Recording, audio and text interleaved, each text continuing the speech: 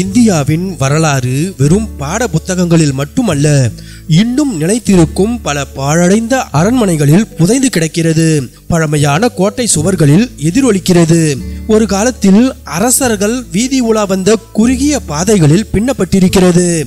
ஜெய்ப்பூர் மற்றும் உதய்பூர் போன்ற நகரங்கள் அவற்றின் அரச ஆடம்பரத்திற்கு பெயர் பெற்றவை என பலராலும் அறியப்படும் அதே வேளையில் இன்னமும் பெரிதாக அறியப்படாத வரலாறு எனும் கிரீடத்தை அணிந்திருக்கும் நகரங்கள் இந்தியா முழுவதும் உள்ளன. வசீகரம் மற்றும் பாரம்பரியம் மிக்க அந்த மகத்தான நகரங்களில் சிலவற்றை பற்றி இப்போது பார்ப்போம். ஒரு காலத்தில் பண்டேலா ராஜபுத்திரர்களின் தலைநகரமாக இருந்த ஓர்ச்சா மத்திய பிரதேச மாநிலத்தில் அமைந்துள்ளது. உயரமான அரண்மனைகள், பத்வா நதிக்கரையில் அமைந்திருக்கும் நினைவு சின்னங்கள் மற்றும் அக்கால அரசர்களின் மகத்துவத்தை கிசுகிசுக்கும் காலி மண்டபங்கள் ஆகியவற்றை கொண்டுள்ள ஓர்ச்சா இடைக்கால வரலாற்று படங்களில் காண்பிக்கப்படும் சினிமா செட்டை நினைவூட்டுவதாக இருக்கின்றன.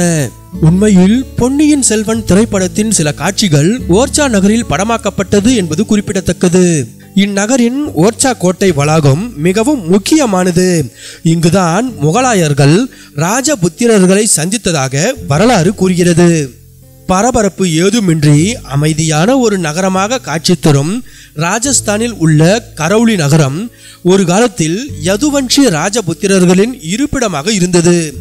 இந்நகரின் பிரம்மாண்டமான அரண்மனை, நுணுக்கமாக செதுக்கப்பட்ட கோவில்கள் மற்றும் அரண்மனையின் ஒரு பகுதியில் இன்றும் வசிக்கும் ஒரு அரச குடும்பம் கரௌலி நகரின் மகத்தான கடந்த காலத்தை பறைசாற்றுகின்றன.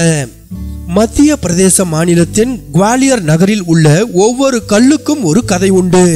அவற்றில் பெரும்பாலானவை போர்கள், நாட்டுப்புற பாடல்கள் மற்றும் துணிச்சலை பற்றியவை. குவாலியர் கோட்டை ஒரு பிரமிக்க வைக்கும் பிரம்மாண்டமான கம்பீரமான கோட்டை. இந்நகரம் ஒரு காலத்தில் சிந்தியர்களால் ஆளப்பட்டது. அவர்களின் மரபு இன்றும் இந்நகரின் கட்டிடக்கலை மற்றும் பகட்டு ஆகியவற்றில் எதிரொலிக்கிறது. குஜராத்தில் அமைந்திருக்கும் புஜ் நகரம் ஒரு காலத்தில் ஜடேஜா ராஜபுத்திரர்களின் ராஜ்யமாக இருந்தது.